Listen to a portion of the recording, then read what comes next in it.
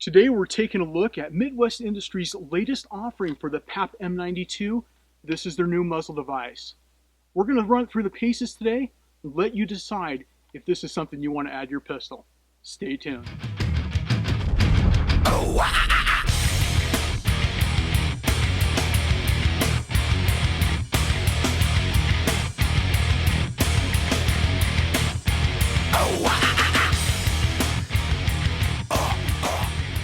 Alright, so here's Midwest Industries' latest addition to their accessory line for the PAP M92 and M85 pistols.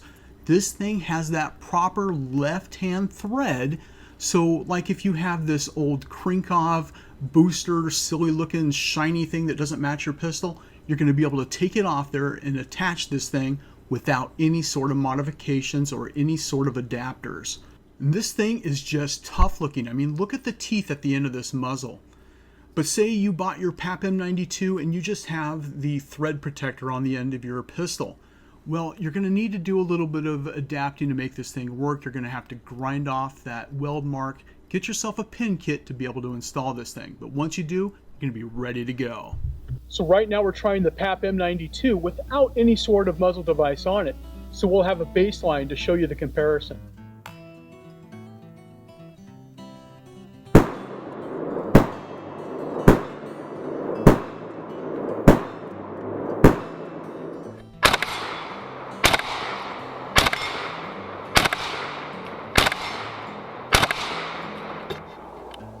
As you can see, that makes quite a bit of a blast. Now let's try it with the Midwest Industries muzzle device.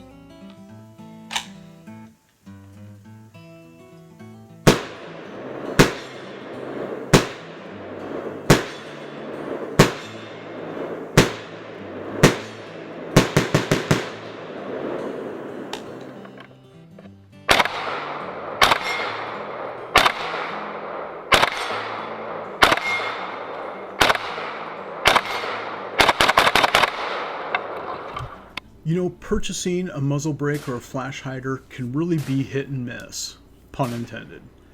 But you know, with Midwest Industries, they do offer high quality products that you can be assured that are going to be top notch. And when Mark and I are both looking for muzzle brakes or flash hiders, there's a few key things that we look for. And this particular muzzle brake seems to fit all those things. Number one, affordability. Right now it's $37.50. That introductory price is about half of what you're going to pay for anything else that's available. The looks. You know, the looks are going to be a big part of your deciding factor. This thing looks aggressive. It has teeth. It has nice exhaust ports on the sides. You know, it screws on without an adapter, and as long as you have a pin kit for the front, you know, it's going to screw right on there with its left-hand twist. The finish, it matches the rest of the pistol. You know, the Krinkov booster doesn't do that. Really like this. You want something that doesn't have a concussive report so strong that it's going to give you a headache. You know, this one doesn't do that either. There's been several muzzle devices I've bought for other weapons where you shoot them once, you use them once, you take it off, you put it away, because it's literally a pain to shoot. This one's a pleasure. You know, you also want something that's going to be well made.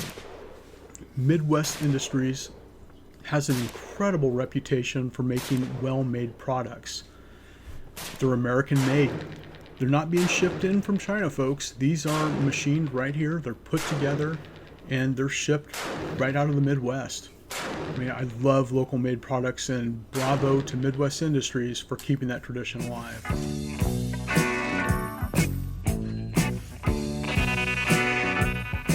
Here's what I think, Bob. From what I saw over there, if anyone's looking for any kind of flash suppression for their Zastava, I think you're going to be hard-pressed to find anything that does anything effectively.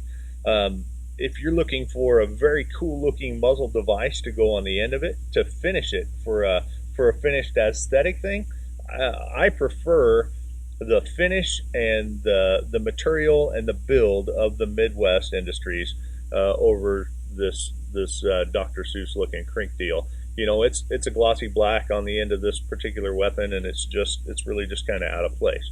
Now, if we were gonna try and go optimized shortness, which is one of the attractivenesses of this, I really think that maybe just running the thread protector.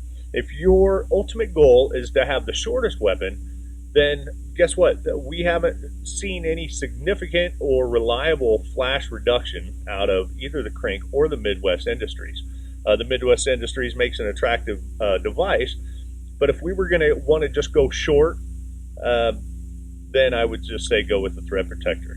If you want a matching accessory that's aesthetically pleasing and well built to go over the end, then I'm going to say go with the Midwest Industries.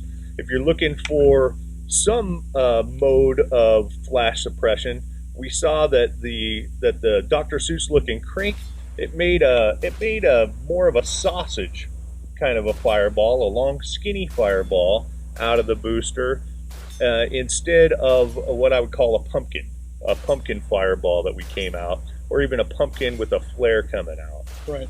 So, that's just where everything lays. This is Midwest Industries is a very well made, very attractive piece. It's not a flash hider, but it's an effective finishing part of a weapon build. One particular thing that I did notice about the Midwest Industries is follow-up shots are tighter. You can rattle off 3 or 4 round string bursts, and you can keep it relatively tight.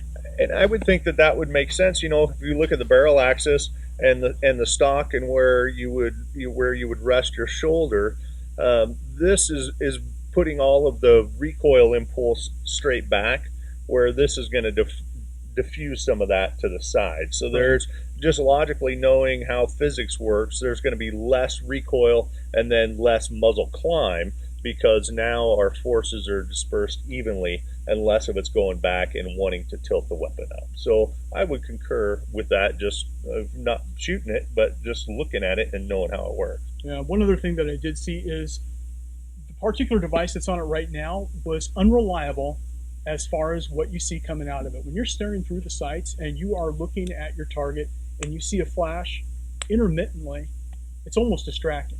Sure. With the Midwest Industries, that flash is there every time. You pull the trigger, you got a fireball, just like we saw without any kind of muzzle device. Yeah, so, I don't know about you, but when I see that flash every time, I get used to it.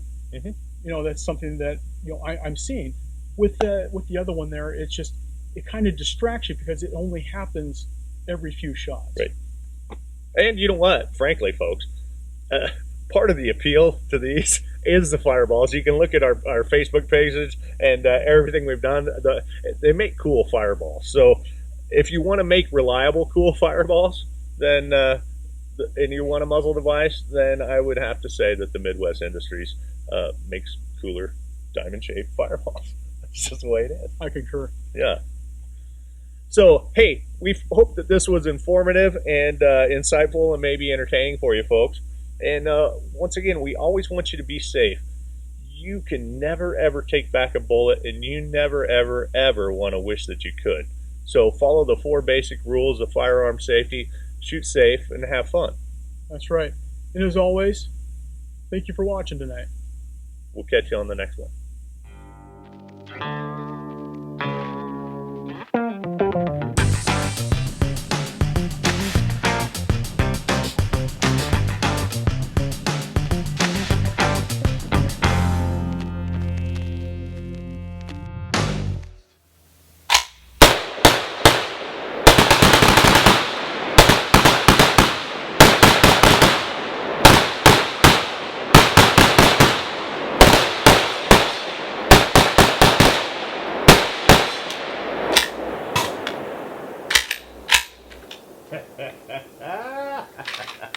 That was awesome. We were on beat there a few times. Fire Mountain style.